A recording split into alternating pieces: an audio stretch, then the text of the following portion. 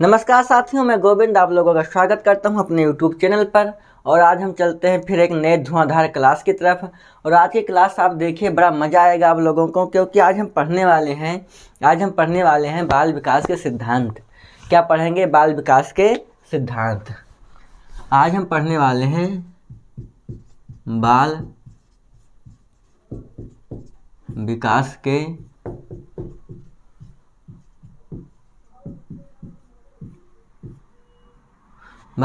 के सिद्धांत। ठीक है साथियों, आज हम क्या पढ़ने वाले हैं? बाल दिखाई दे रहा है? एक बार रुक जाऊं।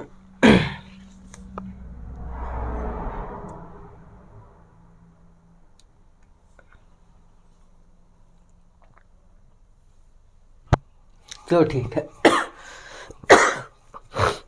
एक सेकंड रुक जाओ।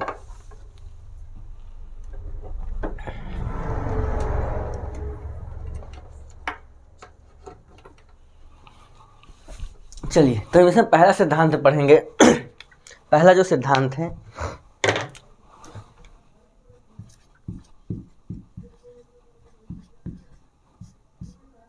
सामान्य। क्या पढ़ेंगे? सामान्य से विशिष्ट। सामान्य से विशिष्ट की ओर। सामान्य से विशिष्ट की ओर। आप इसको पहले लिखिए हैं।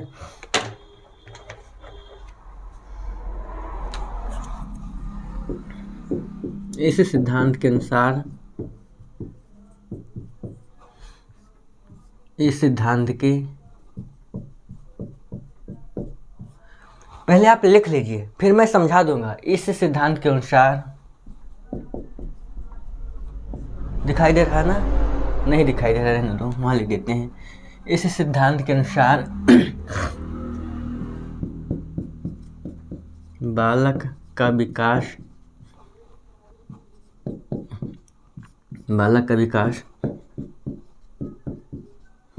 सामान्य से विशिष्ट की ओर होता है। ठीक है, सामान्य से विशिष्ट की ओर होता है। दूसरा, पहले आप लोग पहले लिखिए, फिर मैं बहुत बेहतर ढंग से आपको समझा दूंगा, आप कभी भूलेंगे नहीं। दूसरा सिद्धांत है पर निर्भरता से आत्मनिर्भरता। पर निर्भरता से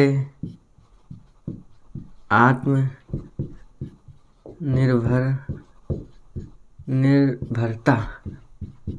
इस सिद्धांत के अनुसार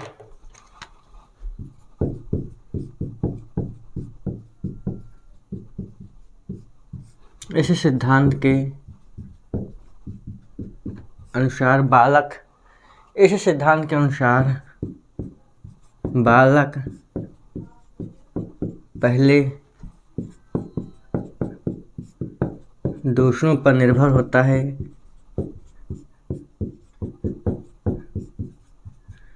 फिर धीरे धीरे वह खुद पर निर्भर हो जाता है। खुद पर निर्भर हो जाता है। ठीक है, आप लिखो, फिर मैं बड़े बेहतर ढंग से आप लोगों को समझाऊंगा। तीसरा सिद्धांत लिखो, अहम केंद्रिता का सिद्धांत तीसरा है।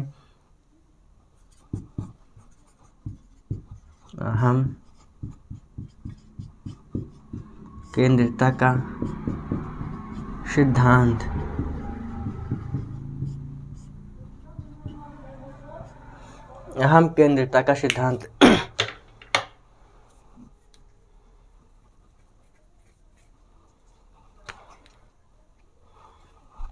इसके अनुसार, इस सिद्धांत के अनुसार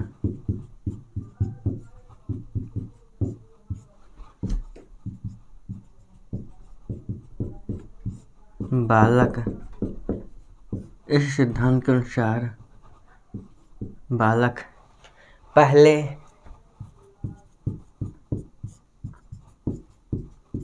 अपने तक ही सीमित रहते हैं, लेकिन बाद में वह धीरे धीरे दूसरों की भावनाओं को भी समझने लगते हैं। वह धीरे धीरे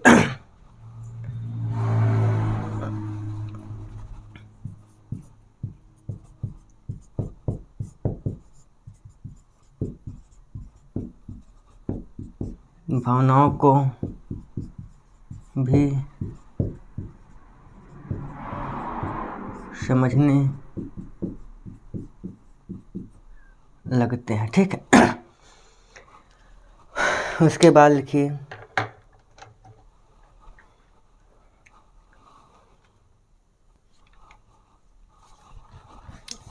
अब लिखिए चौथा सिद्धांत, वंशानुक्रम एवं वातावरण का सिद्धांत।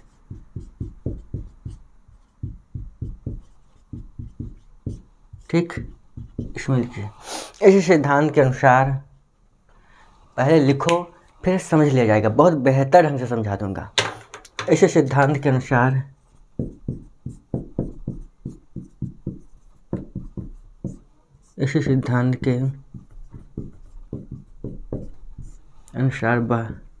विकास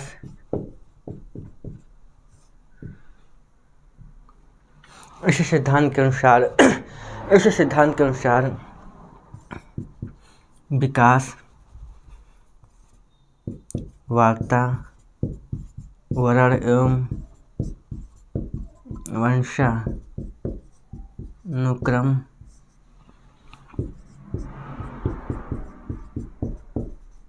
गुणनफल होता है, न कि योगफल।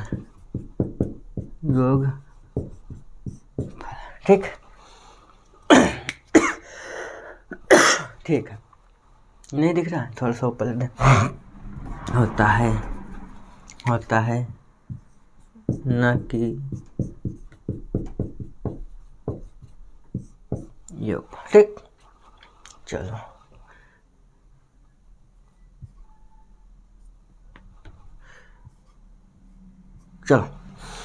अब एक बार मैं बगल हो जा रहा हूँ, आप लोग इसको उतार लीजिए, फिर मैं समझाऊं।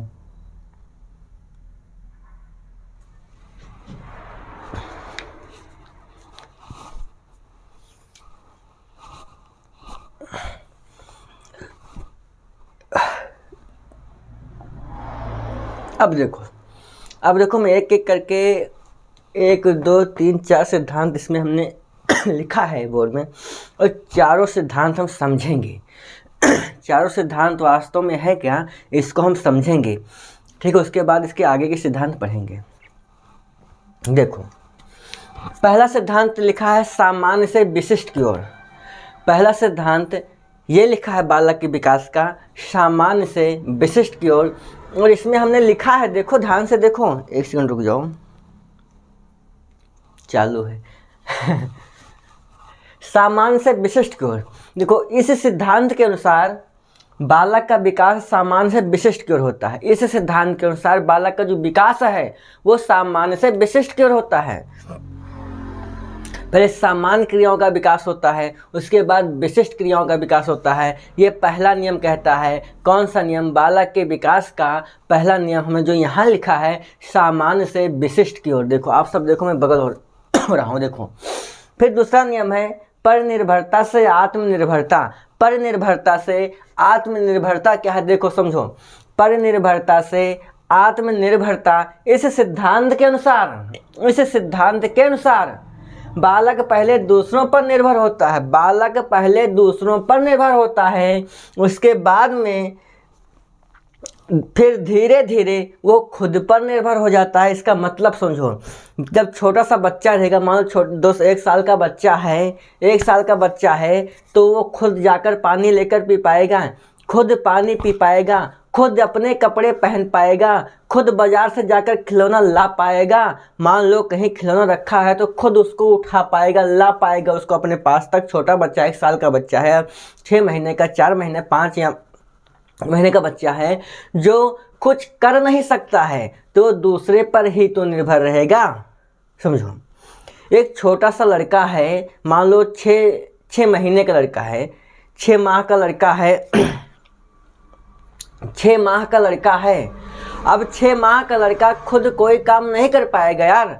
अब बालक को अगर प्यास लगा, 6 माह का लड़का है, अगर उसको प्यास लगी है तो वो नल से जाकर खुद पानी लेकर पी पाएगा? नहीं पी पाएगा, कोई दूसरा लाकर देगा तभी तो पी पाएगा। मान लो बॉटल से दूध पी रहा था और दूध ख़त्म हो गया बॉटल में, तो वो रसोई में जाकर दूध भर के ला पाएगा? नहीं ला पाएगा, जब तक उसके मम्मी पापा, उसके घर वाले कोई ना भर कर बॉटल देंगे, जब तक वो दूध नहीं पी पाएगा। समझो, तो यही कह रहा है, ये सिद्धांत यही कह रहा है, बालक जब छोटा होता है तो वो पर निर्भर होता है, मतलब दूसरे पर निर्भर होता है, फिर धीरे धीरे धीरे धीरे वो खुद पर आ जाता है, मतलब स्वयं कार्य कर लेता है। 5 माह का लड़का खुद अपने कपड़े नहीं बदल पाता है, लेकिन वही लड़का जब जाके 3-4 साल का लड़का हो जाता है, उसके बाद 5-6, मतलब जैसे जैसे वो बढ़ते जाएगा खुद कपड़े बदल लेगा, खुद कार्य कर लेगा, खुद पानी पी लेगा लेकर नल से, खुद दूध पी लेगा गर्म करके। लेकिन जब वही लड़का छोटा है, वही लड़का जब छोटा था तो वो काम कर पाता था? कहोगे सर नहीं कर पाता था। तो ये सिद्धांत यही कहता है पर निर्भरता से आत्मनिर्भरता, कि बालक जब छोटा होता है तो वो दूसरों पर निर्भर होता है, और लेकिन जब बालक धीरे धीरे जब बड़ा होता जाता है तो धीरे धीरे वो खुद पर निर्भर होता जाता है। इसका मतलब ये है कि लड़का पहले दूसरों पर निर्भर था, लेकिन बड़ा होने पर वो खुद पर निर्भर हो गया है। वह बालक जो किसी दूसरे से उम्मीद रखता था वो अब खुद कर लेता है। समझ में आई बात? फिर एक बार समझो, फिर हम वही उदाहरण देंगे। मान लो 5 माह का बालक स्वयं कपड़ा नहीं बदल पाता है, उसका कपड़ा कोई दूसरा बदलता है, तो वह बालक दूसरे पर निर्भर है, मतलब पर निर्भर है। लेकिन वही बालक जब 3 साल का, 4 साल का हो गया तो खुद कपड़े बदल लेता है, मतलब वो आत्मनिर्भर हो गया है, स्वयं वो कार्य कर लेता है। ये है आत्मनिर्भरता। तो इसका मतलब ये हुआ कि लड़का, बालक जो बालक होता है, पहले वो दूसरों पर निर्भर होता है, लेकिन धीरे धीरे वो खुद आत्मनिर्भर हो जाता है, वो सारा काम खुद कर लेता है, जो काम छोटा रहने पर उसका कोई और करता था। मुझे उम्मीद है कि आप लोग ये सिद्धांत बहुत बेहतर ढंग से समझे होंगे। देखो, अब ये है तीसरा, देखो, अहम केंद्रिता का सिद्धांत। अहम केंद्रिता का सिद्धांत, इसमें क्या लिखा है? देखो, इसमें लिखा है, इस सिद्धांत के अनुसार बालक पहले अपने तक ही सीमित रहते हैं, लेकिन बाद में वे धीरे धीरे दूसरों के भावनाओं को भी समझने लगते हैं। ये बड़ा कड़क सिद्धांत है। छोटा सा बालक है, अगर वो खिलौना हाथ में लिए है, अगर उसका खिलौना हम छीन लें तो बालक रोने लगता है, मतलब वो अपने सिवाय किसी और की भावनाओं को नहीं समझता है। समझो, इसमें वही तो लिखा है, बालक पहले अपने तक ही सीमित रहता। लड़का, छोटा सा बालक यही सोचता है कि हमारे अनुसार ही सारा काम हो। अगर वो खिलौना लिए है तो उसे खिलौना मत छीनो, वो कह रहा है हमें वो चाहिए तो उसको वही दो। अब कैसे दो, कहाँ से दो, इसका मतलब नहीं है। मेले में लड़का जाएगा तो कहेगा पापा मुझे ये चाहिए, पापा ये, मम्मी ये मुझे चाहिए। अब लड़के को अगर वो सामान नहीं लोगे तो लड़का वहीं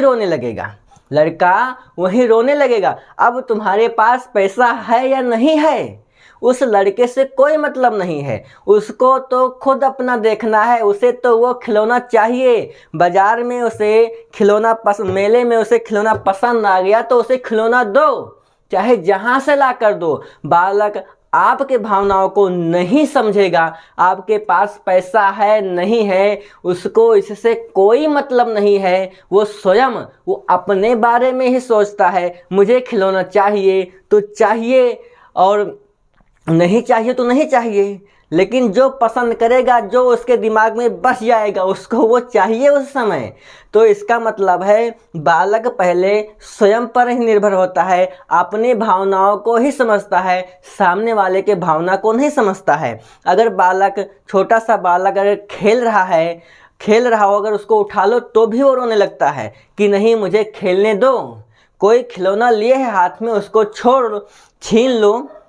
उसको छीन लो तो भी बालक रोने लगता है कि मुझसे खिलौना मत छीनो, मैं खेलूंगा ऐसे खिलौने से। लेकिन वही लड़का तब 3 साल का, 4-5 जैसे धीरे धीरे बड़ा होता जाता है, वो जिद करना छोड़ देता है। मतलब वो लड़का आपकी भावनाओं को भी समझने लगता है। समझे कि नहीं समझे? जब बच्चा छोटा होता है तो आपके बारे में, सामने वाले के बारे में नहीं सोचेगा कि आप क्या हमसे चाहते हैं, आपके पास पैसे हैं नहीं हैं, उसको कुरकुरे चाहिए तो चाहिए, खिलौने चाहिए तो चाहिए, उसको बाजार जाना है तो जाना है, मेले में जाना है तो जाना है। आपकी भावनाओं से उससे मतलब नहीं है, वो खुद अपने बारे में सोचेगा, मुझे ये चाहिए, मुझे वो चाहिए, मुझे वहाँ जाना है, मुझे वो मेले में झूला झूलना है, ये सारी बातें बालक सोचेगा। लेकिन वही बालक जब धीरे धीरे बड़ा हो जाएगा तो वो, अगर मान लो आपका बच्चा 6 साल का, 5 साल का लड़का है, कहे मेले में कहे पापा मुझे ये सामान चाहिए, मुझे ये खिलौना चाहिए, उससे समझा दो कि बेटा ये खिलौना नहीं, इतने पैसे नहीं हैं, या ये खिलौना महंगा है, ये टूट जाएगा, ठीक नहीं है, तो वो लड़का समझ जाएगा, जिद छोड़ देगा। लेकिन कहीं 2 साल के बच्चे को आप समझा के देखो कि बेटा ये खिलौना ठीक नहीं है, ये खिलौना टूट जाएगा, ये खिलौना तुम नहीं खेल पाओगे, लेकिन नहीं, वो नहीं मानेगा, क्योंकि वो आपको नहीं समझ रहा है, वो तो खुद को समझ रहा है ना, वो खुद को समझ रहा है। यही कहता है ये सिद्धांत कि बालक जो होते हैं शुरू में वो स्वयं के बारे में ही सोचेंगे, अपने तक ही सीमित रहते हैं, लेकिन धीरे धीरे धीरे जैसे वो बड़े होते जाएंगे वो आपकी भावनाओं को समझने लगेंगे। यही ये सिद्धांत कहता है। मुझे उम्मीद है कि बहुत बेहतर ढंग से आप लोग सीखे होंगे। ये देखो ये सबसे बड़ा इम्पॉर्टेंट है, ये सबसे ज़्यादा और सबसे ज़्यादा बार आता है, सबसे ज़्यादा बार यही वाला आता है। देख लो, वंशानुक्रम एवं वातावरण का सिद्धांत बहुत बहुत बहुत बहुत, आप पे समझ जितना भी कह दो यार उतना ज़्यादा इम्पॉर्टेंट है ये। देखो, अब पूछा जाए जो विकास होता है वो, अगर समझो क्वेश्चन में दे दिया जाए बालक का विकास होता है वातावरण, वंशानुक्रम का गुणनफल, वातानुक्रम एवं वंशानुक्रम का योगफल, तो आपको ना तो खाली वातावरण को चुनना है, ना तो वंशानुक्रम को चुनना है खाली वाले को, आपको ना योग वाले को चुनना है, आपको गुणनफल वाले को चुनना है। ये सिद्धांत ये कहता है भैया कि जो बालक का विकास है ये केवल वातावरण पर निर्भर नहीं है, केवल वंशानुक्रम पर निर्भर नहीं है, बल्कि बालक का विकास वातावरण एवं वंशानुक्रम दोनों का गुणनफल है, योगफल भी नहीं है। समझो, जो बालक का विकास होता है वह वातावरण एवं वंशानुक्रम दोनों का गुणनफल है, न कि योगफल है। अब समझो, आप गेहूं ले लो, आप गेहूं की कितनी भी अच्छी बीज ले आओ और उसको बो दो, लेकिन समय से पानी न दे पाओ तो क्या वो गेहूं उगेगा, सही से होगा? जिसकी आप उम्मीद कर रहे थे, इसलिए अच्छा बीज लाए थे, क्या वो गेहूं उगेगा? क्या वो गेहूं उतना अच्छा पैदावार उसकी होगी? कहोगे सर नहीं होगी। इसका मतलब यह है भैया कि वातावरण बहुत महत्वपूर्ण कारक है विकास में, वातावरण बहुत महत्वपूर्ण कारक है विकास में। समझ रहे हो कि नहीं समझ रहे हो? हमारे कहने का मतलब यह है, अगर जैसा वातावरण आपको दिया जाएगा, आप यकीन करो यार, आप उसी वातावरण में ढल जाओगे। आप वंशानुक्रम कितना महत्वपूर्ण है और वातावरण कितना महत्वपूर्ण है, आप इसे से समझो। अगर आप डाकुओं के बीच में रहोगे, अगर आप डाकुओं के बीच में रहोगे तो यकीन करो आप डॉक्टर कभी नहीं बनोगे। डाकुओं के बीच में रहोगे तो डॉक्टर नहीं बनोगे। आप बनोगे तो या तो डाकू ही बनोगे या तो आप चोर बनोगे, लेकिन कभी डॉक्टर, इंजीनियर, प्रोफेसर आप नहीं बनोगे। लेकिन वही मान लो आप डॉक्टरों के बीच में रहते हैं, आपको वातावरण डॉक्टरों का दिया गया, आपको डॉक्टरों के बीच में लेकर ढकेल दिया गया, आप लगभग 10 साल आप डॉक्टरों के बीच में रहे, तो क्या आप डाकू बनेंगे? कहोगे नहीं सर, हम डाकू तो नहीं बनेंगे, डाकू बिल्कुल नहीं बनेंगे। हाँ, हो सकता है हम डॉक्टर ना ही बन पाए, लेकिन डॉक्टरों का कुछ गुण तो हमारे अंदर आ जाएगा, कुछ गुण आ जाएगा। बोलने का तरीका, बैठने का तरीका, चलने का तरीका, बातचीत करने का तरीका आएगा ना, बोलो आएगा। तो वही कह रहा है ये सिद्धांत कि जैसा वातावरण दिया जाएगा, जैसा वातावरण दिया जाएगा बालक को, उसका विकास उसी के अनुसार ही होगा। ठीक है, बोलो आया समझ में? तो ये 4 सिद्धांत हैं, बाकी और सिद्धांत हम कल पढ़ेंगे।